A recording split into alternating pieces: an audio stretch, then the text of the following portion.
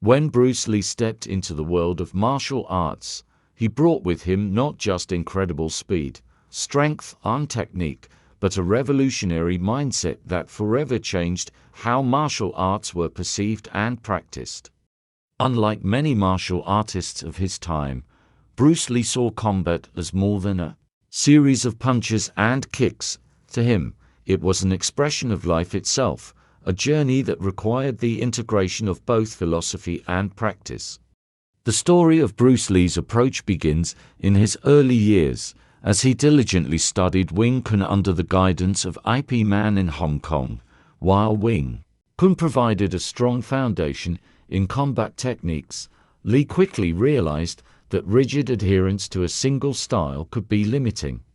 As he grew older, Lee's curiosity led him to explore other martial arts forms: boxing, fencing, judo, and even Western wrestling.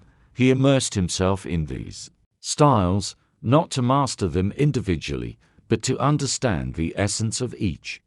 It was during this period that Bruce Lee began to develop his martial arts philosophy, which would eventually lead to the creation of Jeet Kune Do, a system that embodied his belief in simplicity, directness, and adaptability. But Jeet Kune Do was more than just a set of techniques. It was a manifestation of Lee's philosophical journey, where the physical and the mental were inseparably intertwined. At the heart of Bruce Lee's approach was the idea that martial arts should be an expression of the self. He famously said, "Martial arts means honestly expressing yourself," emphasizing that a fighter's true power came not from imitating others, but from finding their own unique path. To achieve this level of self-expression, Lee believed that martial artists needed to strip away what was unnecessary, leaving behind only what was effective and authentic. Lee's approach to martial arts was rooted in the Taoist philosophy of being like water. He urged his students to be shapeless, formless, like water, able to adapt to any situation. Whether in combat or in life, water, he explained, could flow or crash. It could be soft or powerful.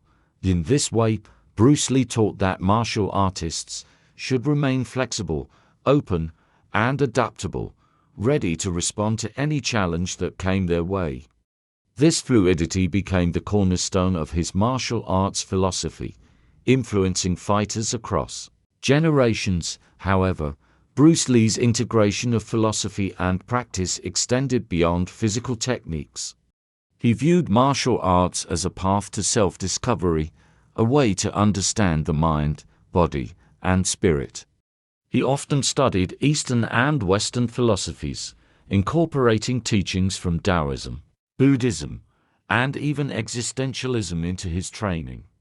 His personal library was filled with books on philosophy, psychology, and self-development, and he drew inspiration from these works to refine his approach to combat. For Bruce Lee, training was not merely about preparing for a fight but about cultivating the spirit.